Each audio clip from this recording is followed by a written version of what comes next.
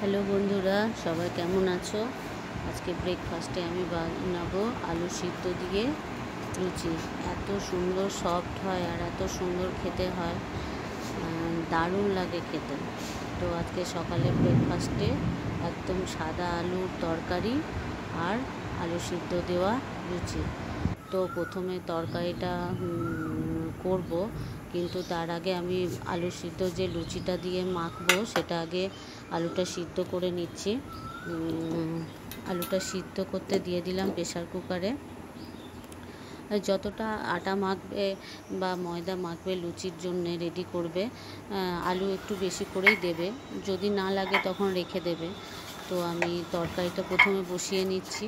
তরকারিটা বসানোর জন্য আমি সাদা তেল দিয়েছি কড়াইয়ে।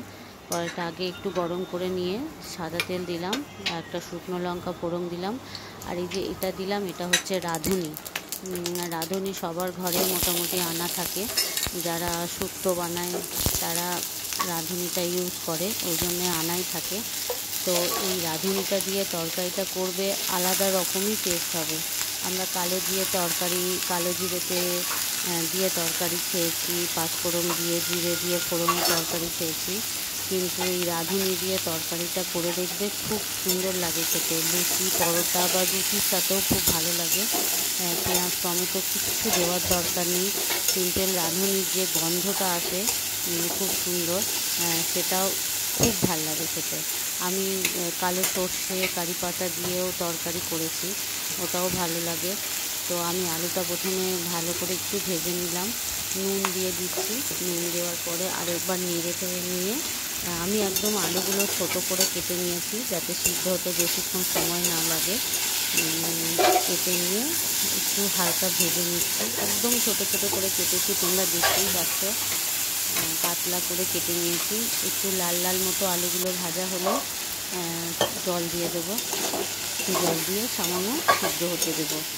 সিদ্ধ হতে দিয়ে আমি ওদিকে লুচির জন্য যে ময়দা মাখাটা ওটা রেডি করব। এটা ঢাকা দিয়ে দেব, এটা গ্যাসটা কমিয়ে দেবো, একদম আস্তে আস্তে সিদ্ধ হতে দেব। এদিকে ময়দা নিয়ে নিচ্ছি আমি তোমার 3 কাপ, আর এর সাথে আটা মিশিয়ে নেব। শুধু ময়দার করব না, 3 কাপ মতো ময়দা নিয়ে নিলাম। এবার আটা নিয়ে নিলাম 1 কাপ 1.5 কাপ মতো। আটাটাকে আমি ভালো করে চেলে নিয়েছি। আটা চেলে নিলে এত সুন্দর ফাইন হয়, রুটি করলেও ভালো লাগে। আমি একটু বিট লবণ দিয়ে দিলাম এর সাথে, আমি আর চিলি ফ্লেক দিলাম। চিলি ফ্লেকটা এখনই রেডি করলাম। লঙ্কাটা হালকা 6-7টা লঙ্কা কড়াইয়ে নেড়ে নিয়ে হামানদিস্তাতে গুঁড়ো করে নিয়েছি, হাফ ক্র্যাশ করে নিয়েছি। এবার আলু সিদ্ধগুলো আমি গ্রেট করে দিচ্ছি। আলু সিদ্ধগুলো মাখা মাখা করলে মোটা মোটা দানা থেকে যেতে পারে, সেই জন্য গ্রেটারে করে গ্রেট করে নিচ্ছি। আমি 4টে আলু মতো দেবো, কারণ বেশি তো ময়দা মাখিনি, আমি 5টা আলু সিদ্ধ হতে দিয়েছিলাম। তো 4টে আলু দিচ্ছি এর সাথে গ্রেট করে। দেখবো আগে মাখিয়ে কতটা হচ্ছে। 2টো আলু দিয়ে দেখছি, যদি বেশি নরম হয়ে যায় তখন আবার মুশকিল আছে, তখন আবার বেশি ময়দা আটা মাখাতে হবে। সেজন্য আমি 2টো আলু প্রথমে গ্রেট করে ময়দাটা মাখিয়ে দেখব কেমন পাতলা হয়েছে না শক্ত আছে। দেখলাম যে একটু শক্ত আছে, সেই জন্য আর একটা আলু আর 2টো আলু আমি দিয়ে দিচ্ছি গ্রেট করে। হাতে দেখতেই পাচ্ছ ময়দা লেগে আছে।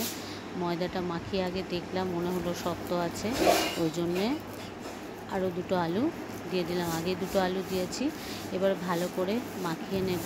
এটাতে জল না দিলেও হয়, কিন্তু আমি একটু জল দেব সামান্য। দেখব আমি কেমন আগে মাখানোটা হচ্ছে। যদি খুব শক্ত লাগে তাহলে সামান্য একটু জল দেব, গরম জল দেওয়ার দরকার নেই। আর আমি এটাতে ময়ান হিসাবে তেল বা চিনি কিছুই দিচ্ছি না। আমি এটা একটু যেহেতু ঝাল ঝাল করব, সেজন্যে চিনি দিলাম না। অন্য সময় লুচি ভাজলে একটু চিনি দিই সামান্য। ভালো করে মাখিয়ে নেব আমি। সামান্য একটু জল লাগবে মনে হচ্ছে, একটু জল দেব সামান্য।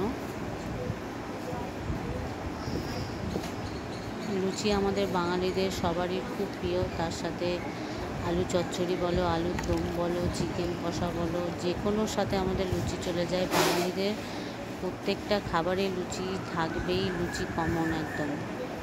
ভালো করে এটা মেখে নেব।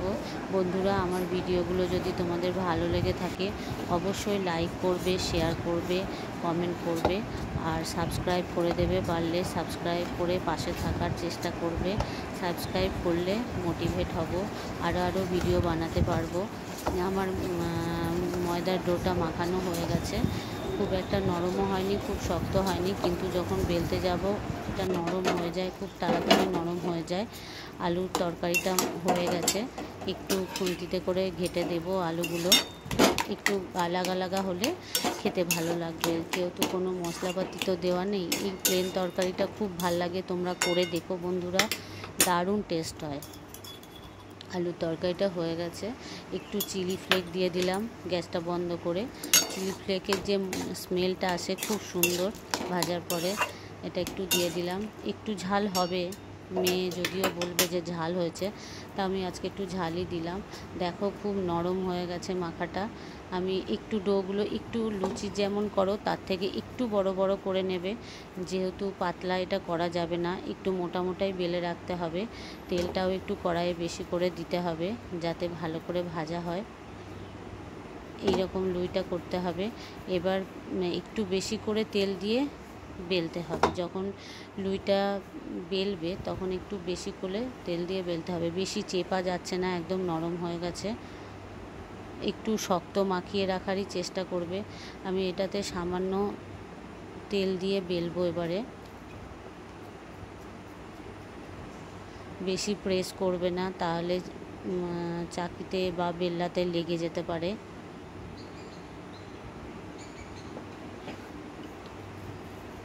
হালকা হাতে একদম বেলতে হবে। দেখো আমার লেগে গেছে, মনে হচ্ছে আর একটু তেল দিয়ে বেললে ভালো হতো। খুব একটা ভালো হয়নি, পরেরটাই দেখি ভালো করার চেষ্টা করছি। একটু সামান্য ভালো করে গোল করে নিয়ে বেশি করে তেল দিয়ে বেললেই গোল হবে। আর একটু লুইটা মোটা মোটা রাখবে, যাতে খুব ছোট আর খুব পাতলা না হয়ে যায়। একটু মোটা মোটা আকারে করে রাখলে আর লেগে যাওয়ার চান্সও থাকে না, আর ছিঁড়ে যাওয়ারও চান্স থাকে না। খুব নরম হয়ে গেছে তো, তাই ছিঁড়ে যেতে পারে, সেজন্যে একটু মোটা মোটা লুই রাখবে। আমার তেলটা এদিকে একটু আগেই বসিয়েছি, গরম হয়ে গেছে। লুচিগুলো দিয়ে দিচ্ছি।